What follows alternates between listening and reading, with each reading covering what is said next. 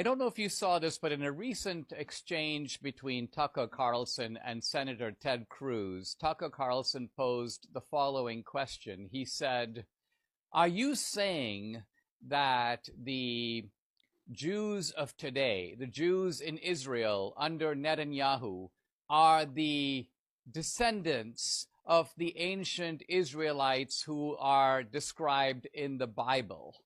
What is your answer to that question? Of course, it's not a question. You don't have to have, if you want DNA and compare it to our ancestors and some of the burial sites, you'll see it. There's no question about it. We've had, where did we materialize from? I mean, the Jews spread from this land to various parts of Europe, to the Middle East and elsewhere. But we never forgot this land. We said, next year in Jerusalem, next year in Jerusalem. Now, my great-grandfather came here in the 19th century.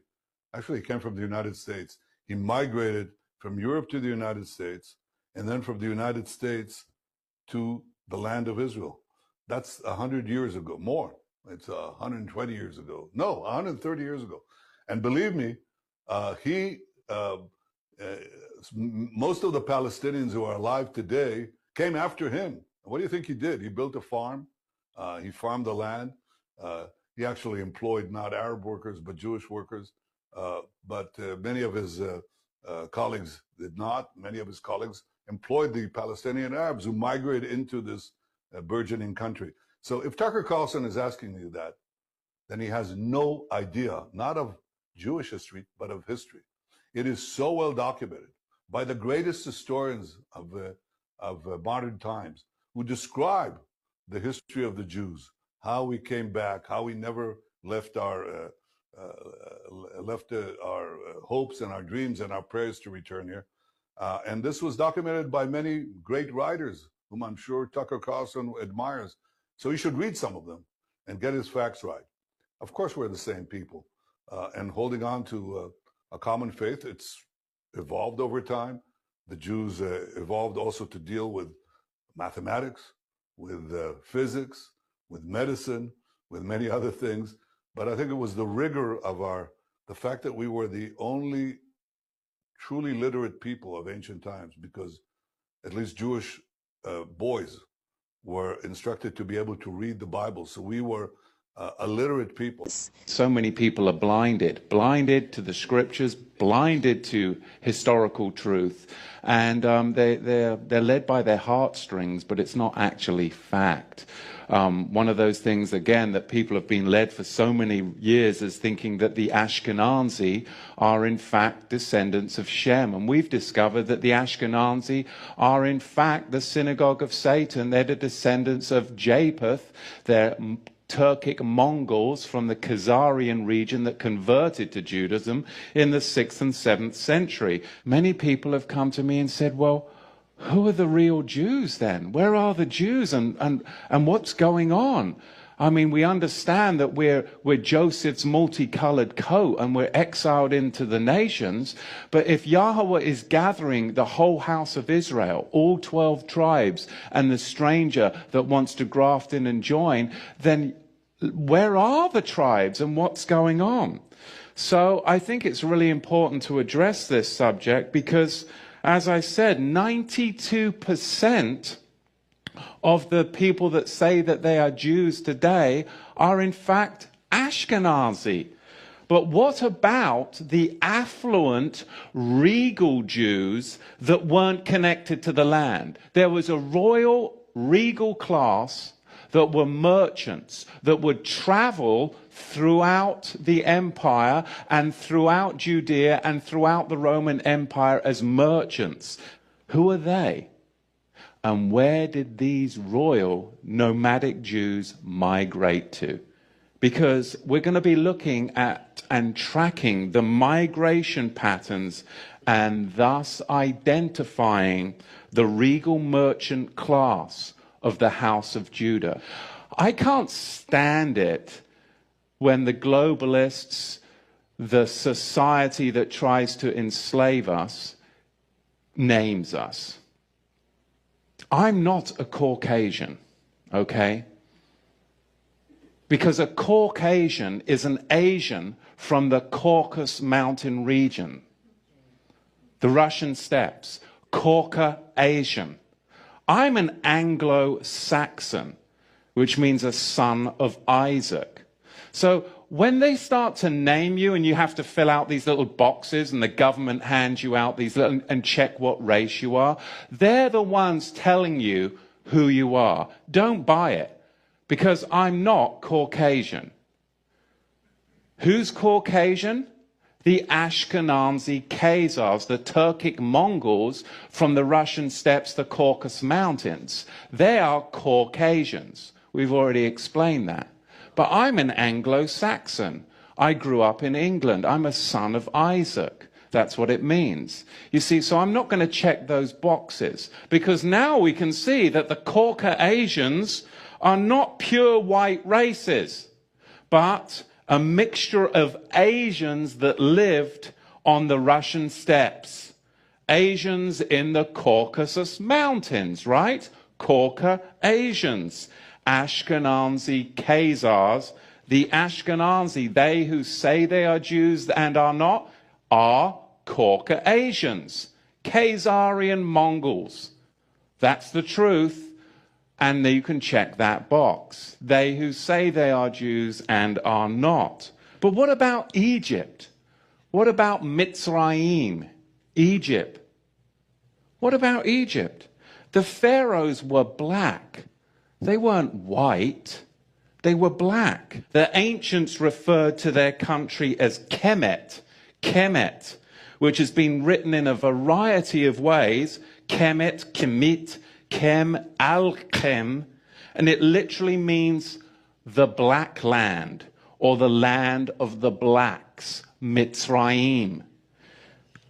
How did Moshe Rabbeinu go undetected for 40 years if he was a Caucasian in the land of the black faces? How did he go undetected for 40 years? How did Joseph's brothers not recognize him in the land of the black faces if he was a white man? Can you tell me that? Noah called his son Ham. Ham. In the Hebrew, Ham. Chet mem sofit. And it means hot. Hot. Kemet and Ham are the same words in the Hebrew, which represented the coloring of the people of Mitzrayim, Egypt. What happens if something stays hot for a long time? It burns and turns black, right? In Exodus chapter 2, Shemot chapter 2, verse 19, Moshe was described as a Mitzri, which means a blackface, from the land of the blacks. They didn't say that he was a Mitzri Laban, a Mitzri Laban. What was Laban? Remember Laban? He was an albino. An albino. He was white. An albino. And you can see that in Africa today. There are albinos. But he would have been described, if he was white, as a Mitzri Laban. But he wasn't. In 1965, the former president of Egypt, Gamal Abdel Nasser, said he couldn't respect the present Jews in Israel because they left Israel black and they came back white. Because they were Caucasians when they returned, a Turkic Mongol Asians from the Caucasus Mountains, the Russian steppes.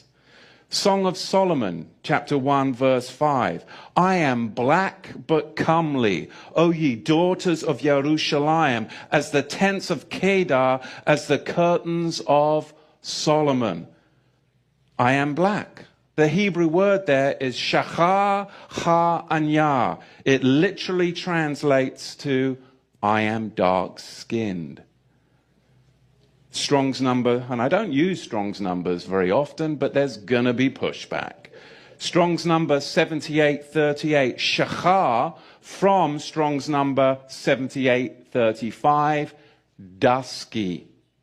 So the word shachar means dusky. And if you look in the concise Oxford English Dictionary in the 10th edition, dusky means darkish in color, euphemistic of a person black and dark-skinned. And in the Old English Dictionary, it says tending to blackness. Song of Solomon's 5, verse 11. His head is as the most pure gold, meaning it's royal, it's regal, he's kingly, he's wearing a crown. His locks are curly and as black as raven. King Solomon, Melech Shlomo, was black. And only blacks have locks, not Caucasians, no matter what Rapunzel or what was the other one? Goldilocks would say, right?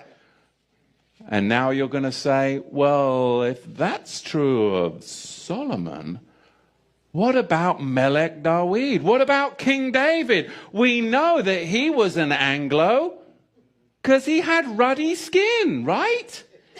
Isn't that what the scripture says? Of course. He was Caucasian. No. 1 Samuel 17, verse 42. And when the Philistine looked out and saw David, he disdained him, for he was but a youth, ruddy and of fair countenance. And then you can just move on. But I just don't want to move on. Because when you look at the Hebrew for ruddy is Adomi. Adomi, and it's spelled Aleph, Dalet, Mem, Nun, Yod. And it means reddish black, as in reddish black soil. The reddish black soil connected to the land. And if you don't believe that, Genesis chapter 4, verse 10, Bereshit 4:10. And he said, what have you done? The voice of your brother's dam, blood, cries out to me from the ground. So now here we've got the word play. Dam is blood. Adamah is ground. Adomi is ruddy. We're talking mahogany in color, reddish black. Malcolm X, what was his nickname? Red. Detroit Red. Why? Because he was ruddy in his appearance. He was called Detroit Red. He was mahogany ruddy in appearance. So we have to dig in further. Because if King David was an Ashkenazi, white Jew with a reddish complexion, he would have been described as Laban, an albino, but he wasn't. So King David looked more like Malcolm X than he did King Henry VIII, right? But, I mean, the DVDs we give our children, right? Oh, my goodness, like you were saying, the Israelites have British accents, right? My goodness, it's outrageous.